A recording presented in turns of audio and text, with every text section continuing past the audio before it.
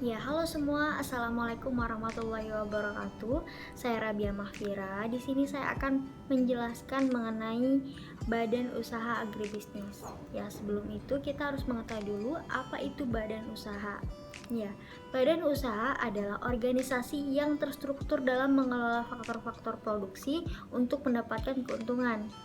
Badan usaha ini juga merupakan kesatuan organisasi ekonomi yang berbentuk suatu badan hukum serta bertujuan untuk mencari laba. Sedangkan perusahaan merupakan kesatuan organisasi modal dan tenaga kerja yang bertujuan untuk menghasilkan barang dan jasa. Oleh karena itu, dapat dikatakan bahwa perusahaan merupakan alat bagi badan usaha untuk mencapai tujuannya.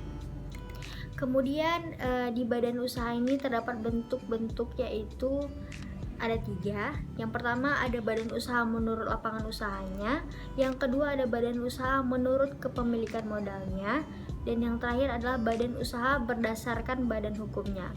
Ya, selanjutnya akan dibahas oleh teman saya. Nah, yang akan saya jelaskan ini adalah badan usaha menurut lapangan usahanya. Badan usaha menurut lapangan usahanya dibagikan menjadi 5. Yang pertama badan usaha agraris. Badan usaha agraris adalah badan usaha yang kegiatannya itu mengolah alam. Contohnya itu pertanian, perikanan, peternakan, dan juga perkebunan. Yang kedua itu badan usaha ekstraktif. Badan usaha ekstraktif itu adalah badan usaha yang kegiatannya itu mengambil hasil alam. Contohnya itu pertambangan, penebangan kayu, dan bidang usaha intan. Nah, yang ketiga ada badan usaha industri. Badan usaha industri itu adalah badan usaha yang kegiatan itu bergerak dalam mengolah bahan mentah menjadi bahan jadi untuk siap dikonsumsi. Contohnya itu industri logam, kerajinan tangan, dan perusahaan tekstil. Yang keempat, badan usaha jasa. Badan usaha jasa ini adalah badan usaha yang bergerak dalam bidang pemberian jasa ataupun pelayanan kepada konsumen. Contohnya itu seperti salon, bengkel, notaris, dan akuntan. Terus yang kelima, badan usaha perdagangan.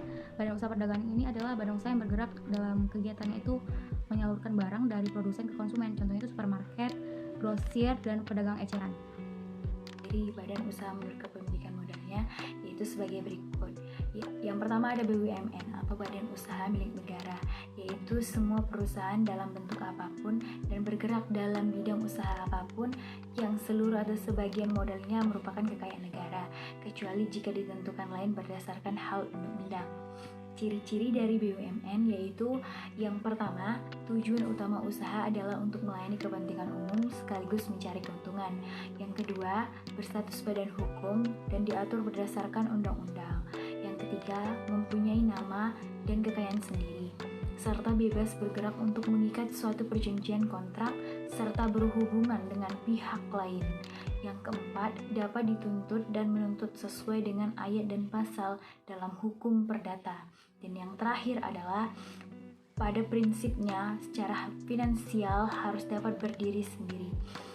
Kemudian selanjutnya akan dilanjutkan oleh teman saya. Terima kasih. Kali ini saya akan menjelaskan mengenai badan usaha milik swasta atau BUMS. Bentuk badan usaha ini adalah badan usaha yang pemiliknya sepenuhnya berada di tangan individu atau swasta, yang bertujuan untuk mencari keuntungan, sehingga ukuran keberhasilannya juga dari banyaknya keuntungan yang diperoleh dari hasil usahanya. Perusahaan ini sebenarnya tidak kalah selalu bermotif mencari keuntungan semata, tetapi ada juga yang tidak bermotif mencari keuntungan. Contoh dari badan usaha milik swasta, perusahaan swasta yang bermotif nirlaba, yaitu rumah sakit, sekolahan, akademi, dan lain-lain. Landasan hukum pada pendirian BUMS adalah Undang-Undang 1945 Pasal 27 Ayat 2 yang menyatakan bahwa tiap-tiap warga negara berhak atas pekerjaan dan penghidupan yang layak bagi kemanusiaan. Misalnya PT Indofood, PT HM Sempurna, dan PT Bumi Karsa. Ciri-ciri BUMS atau badan usaha milik swasta, yaitu yang pertama, badan usaha sepenuhnya dikelola dan permodalannya dari pihak swasta. Yang kedua, pengawasan dilakukan secara hierarki maupun secara fungsional, dilakukan oleh pemegang perusahaan. Yang ketiga, merupakan lembaga ekonomi yang tidak mempunyai tujuan utama mencari keuntungan. Yang keempat, perusahaan yang dijalankan dan dimodali oleh banyak orang atau organisasi. Selanjutnya, yang terakhir, badan usaha ini memiliki badan hukum. Di sini saya akan menjelaskan tentang badan usaha berdasarkan badan hukumnya. Badan usaha menurut bentuk hukumnya dapat digolongkan menjadi perusahaan perseroan, firma, persekutuan komanditer, dan perseroan terbatas. Golongan badan usaha berdasarkan hukumnya. Yang pertama, perusahaan perseorangan. Perusahaan perseorangan merupakan perusahaan yang dimiliki dan diselenggarakan oleh satu orang.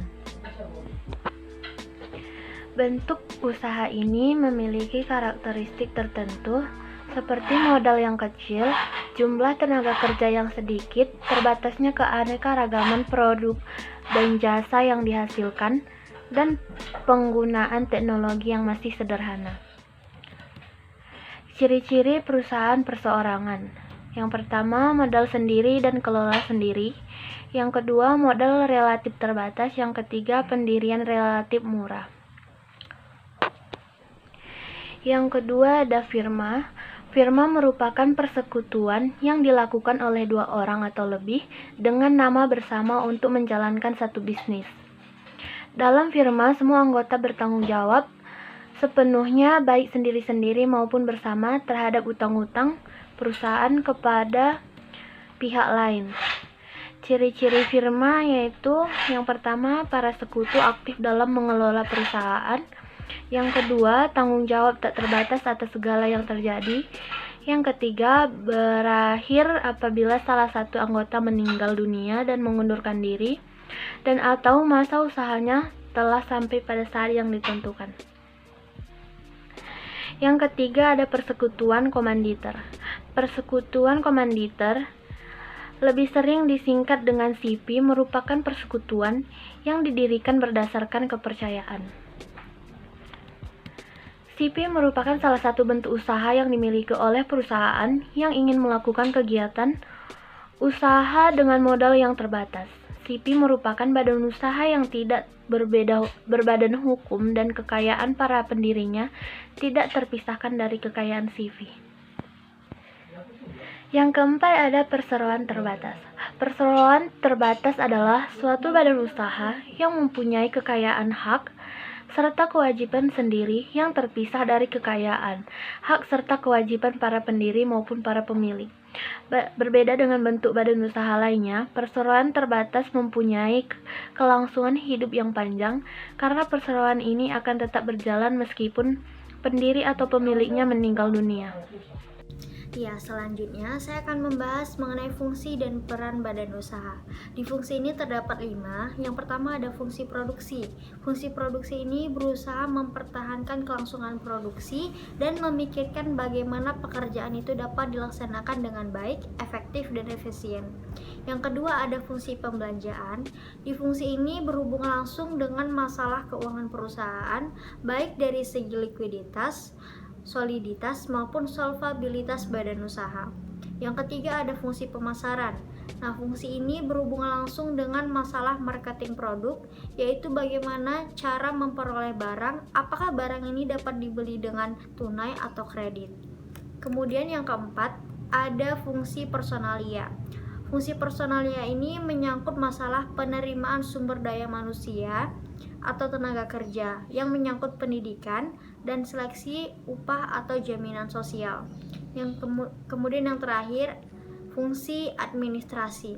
Fungsi administrasi ini melaksanakan pencatatan terhadap segala hal yang berhubungan dengan kegiatan badan usaha.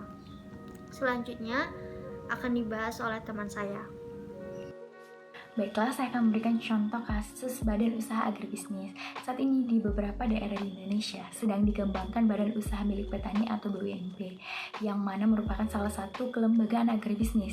BUMP memiliki manfaat tersendiri bagi petani, yaitu meningkatkan pendapatan dan pengetahuan petani, mempermudah petani memperoleh safrotan dan modal kerja, kemudian mempermudah petani menjual hasil panen, terutama pada saat panen raya dan musim hujan. Kendala-kendala yang dialami oleh BUMP yaitu keterlambatan safrotan dari pemasok ke BUMP, kemudian sistem manajemen yang belum berjalan dengan baik, dan terbatasnya jasa layanan pendukung seperti sumber pembiayaan terkhususnya perbankan, penguasaan pasar baru, dan kendala dalam upaya pengembangan bisnis seperti memproduksi pestisida alami, memproduksi bioenergi, dan membuat tenaga listrik alternatif. Berdasarkan kendala tersebut berimplikasi kepada strategi PT Padi Energi Proklamasi terhadap perkembangan bisnisnya, baik itu dalam kondisi eksternal maupun internal perusahaan. Yang mana PT Padi Energi Proklamasi merupakan salah satu BUMP di Kabupaten Karawang, Jawa Barat yang berdiri 19 November 2009. Oleh sebab itu, BUMP perlu menetapkan langkah-langkah strategi baru dengan menggunakan pendekatan yang lebih sistematis, logis, dan rasional. Sekian presentasi dari kami, terima kasih.